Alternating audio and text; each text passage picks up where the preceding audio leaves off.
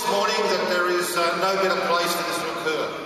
We announced Andrew's appointment and where the committee was going on the waterfront of this city, where many migrants first landed in this country.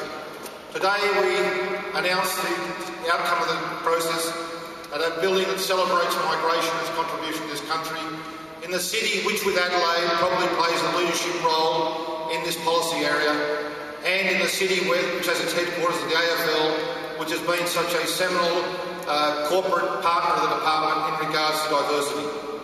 The Minister and I would like to publicly and personally thank you for the commitment, time and effort you have put into providing your advice. It is to the benefit of Australia at large. The statement being launched today is about who we are as a nation. It also represents a statement that speaks to the broader Australian constituency. It reminds us that Australia is diverse and always has been. We know in recent years that there's been a new interest in our convict antecedents, and with that has went an effort by every ethnic community in this country to somehow find somebody, no matter how remote, in that convict intake who came from their land. Our broad Australian accent evolved from a mix of Cockney and Irish spoken alongside the languages of the Welsh and Scots. It was noticed first in our schoolyards, where curiosity and a need for common parlance overrode class and clan. Our diversity is entwined in our laid-back spirit and irreverent humour.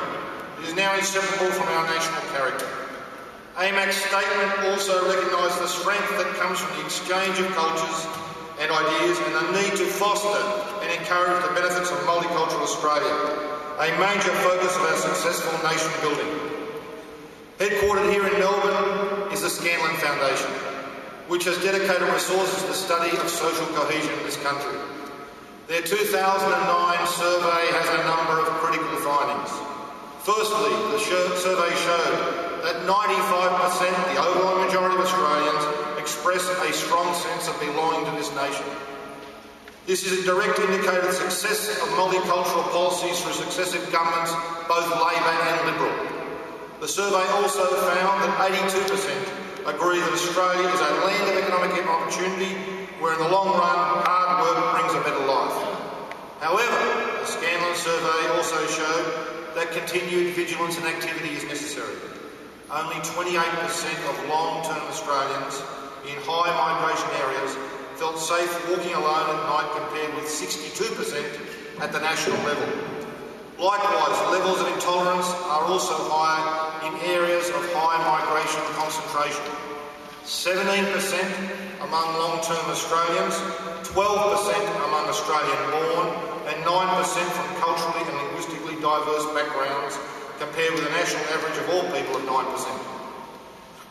We need to respond to potential community relations issues, especially in areas of high migration or where the existing community may feel challenged by the rate of social change and when their community structures are not strong. The Australian Multicultural Advisory Council was launched in December 2008 as a source of independent advice to the government. The government will reappoint the council for a further term of 2 years. AMAC's focus will continue to be social cohesion, mechanisms to communicate the benefits of diversity, and strategies to encourage inclusion and participation. AMAC taps into the breadth of experience and many lifetimes of experience. It is formed from people from all walks of life, people who have worked in the judicial system, in business, in education and with their local communities. And I think this has been one of the strengths of this committee, that it is so representative in life experience and involvement of Australia. AMAC brings a practical understanding to community needs and the capacity to examine any one issue from a range of perspectives. I look forward to working with the Council into the future.